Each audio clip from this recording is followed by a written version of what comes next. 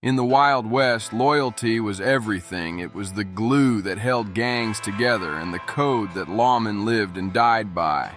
You chose a side, you drew a line, and you stuck to it. But this story is about a man who didn't play by those rules. He had his own creed, pure, cold-blooded opportunism. He was an outlaw who rode with other outlaws, a lawman who worked with other lawmen, and a killer who answered to no one but himself. He might be the only man in frontier history who crossed paths with and ultimately betrayed almost every legend of the era. We're talking about Wyatt Earp and Doc Holliday, Bat Masterson, and even Billy the Kid. This isn't just another gunslinger story. This is the story of Dave Rudabaugh, a man whose willingness to switch sides at a moment's notice made him one of the most unpredictable and dangerous figures of his time. His journey cuts right through the heart of the West's most infamous conflicts, revealing a man without a code whose grisly end was a fitting finish to a life of violent betrayal.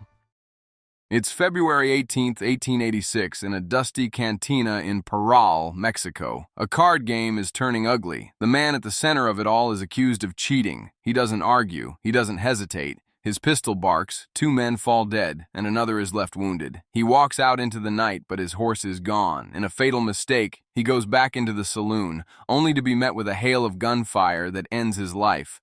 But his story doesn't stop there. The townspeople, absolutely furious, drag his body into the street, hack off his head with a machete, and parade it through the town square on the end of a pole.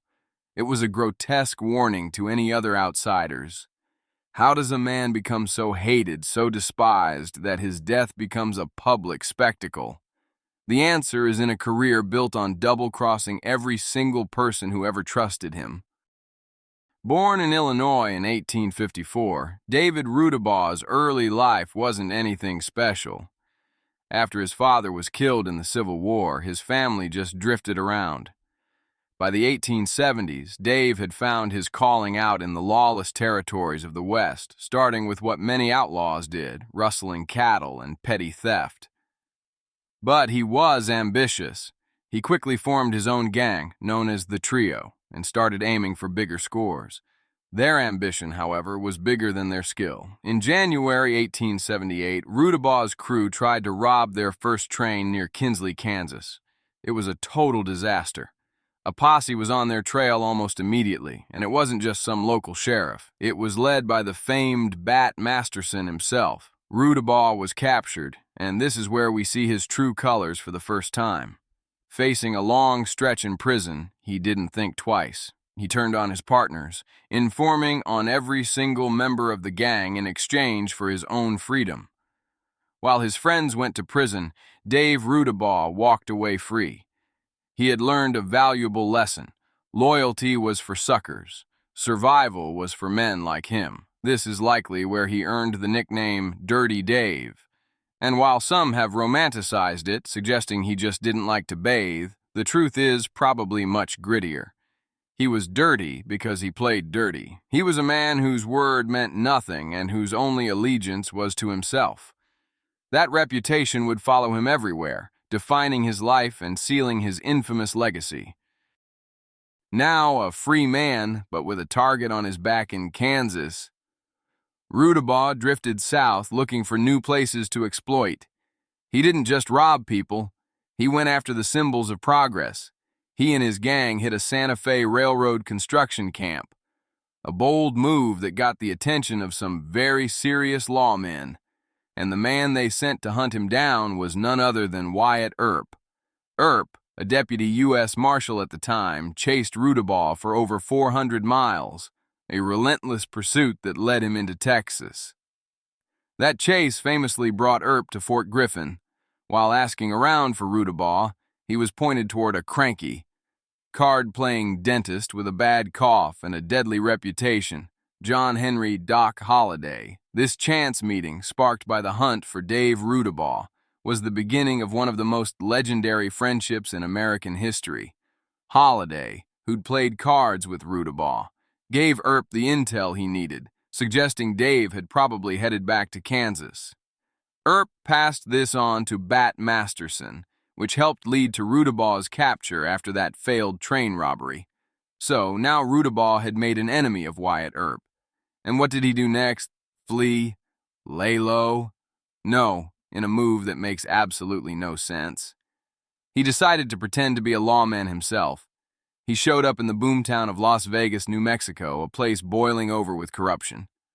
There, he joined up with a crooked crew of lawmen and outlaws called the Dodge City Gang.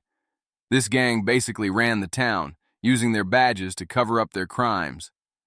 For a while, Dave Rudabaugh, the wanted man hunted by Wyatt Earp, pinned on a badge and served as a deputy. It was the ultimate con. He wasn't enforcing the law, he was using it, working with guys like mysterious Dave Mather and Marshal John Webb to control the town's criminal rackets from the inside, while men like Earp were trying to bring order to the West. Rudabaugh was actively working to burn it all down, betraying the very idea of the law he pretended to serve. Of course, Rudabaugh's career as a lawman didn't last long. A man that violent can't hide behind a badge forever when one of his allies. Marshal John Webb was arrested for murder. Rudabaugh decided to break him out of jail. The attempt was a bloody mess. Rudabaugh shot and killed the jailer, a man named Antonio Lino, and suddenly the charade was over. He was a wanted murderer and a fugitive once again. He fled to Fort Sumner, New Mexico, a well-known hangout for outlaws on the run, and it was here that his path finally crossed with the most famous outlaw of them all, William H. Bonney, better known as Billy the Kid.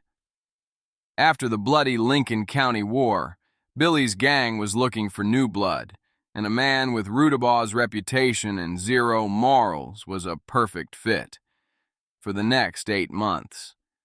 The two men rode together.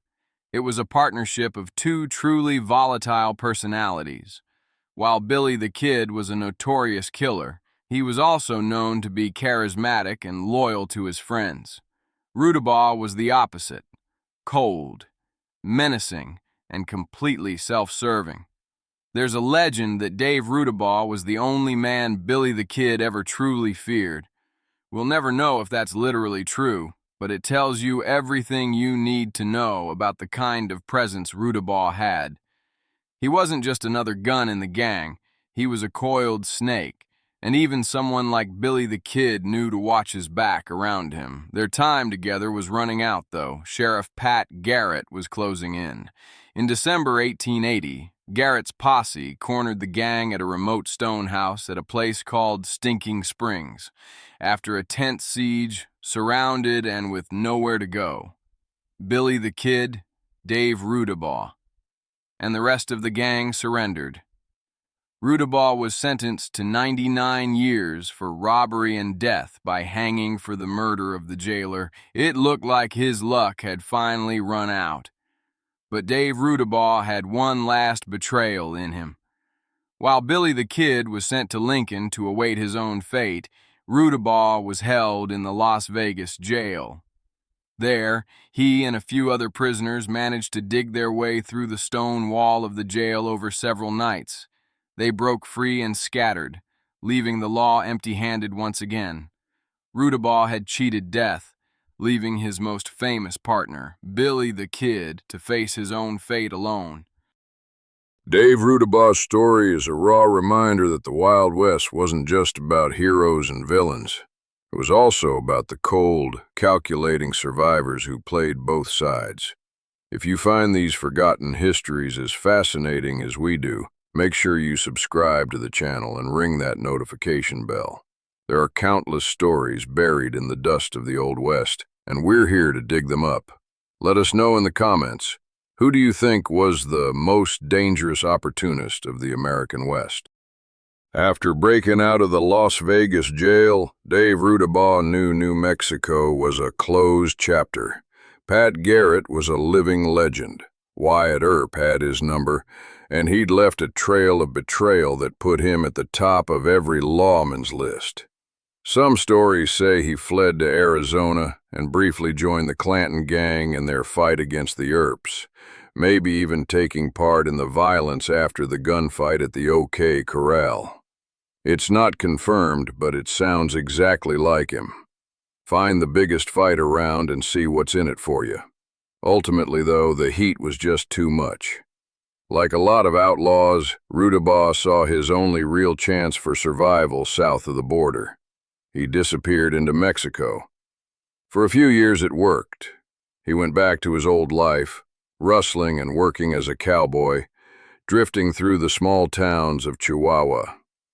But he could never shed his violent, arrogant nature. He made enemies as easily as he breathed, and in Mexico, justice was often swift, brutal, and delivered by the community, not a court. His final chapter brings us back to where this story started, a cantina in the town of Parral. On February 18, 1886, he sat down for a card game. An argument over cheating was all it took to set off his explosive temper. He drew his pistol, shot 2 men dead, and wounded a third. He walked out of the saloon, expecting to get on his horse and just ride away like he'd done 100 times before. But his horse was gone. Someone had taken it. This was his last fatal mistake. Unarmed and on foot, he was vulnerable.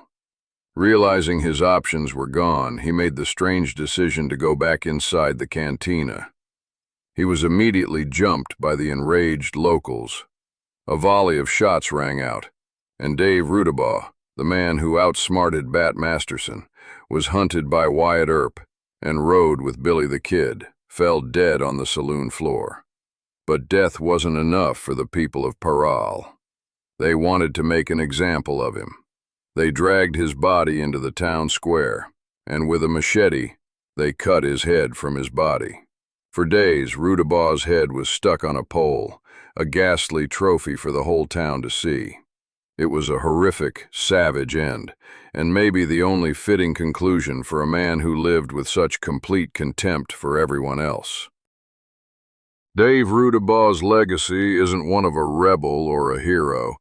You'll find him in the footnotes of stories about greater men, but his career is the strange thread that connects nearly all of them. He's said to be the only outlaw to have crossed paths with the whole lineup of Western legends: Earp, Holliday, Masterson, Garrett, and Billy the Kid. But he was never a real partner to any of them. To lawmen, he was a criminal. To outlaws, he was the guy who would sell you out to save his own skin. He was the ultimate opportunist in an age of shifting loyalties. He wore a badge when it paid, and rode with a gang when it offered protection. While men like Wyatt Earp fought for some kind of order, and men like Billy the Kid fought against a system they hated, Dave Rudabaugh fought for nothing and no one but himself. He was a human storm of pure self-interest and betrayal. His story is the dark, cynical flip side to the romantic myths of the frontier. It reminds us that for every lawman with a code and for every outlaw with a cause, there were men like Dirty Dave, men who saw the chaos of the era not as a tragedy but as a ladder. That severed head on a pole in Mexico wasn't the end of a hero or a villain. It was the final brutal price paid by a man who spent his life playing the odds and violently lost the game.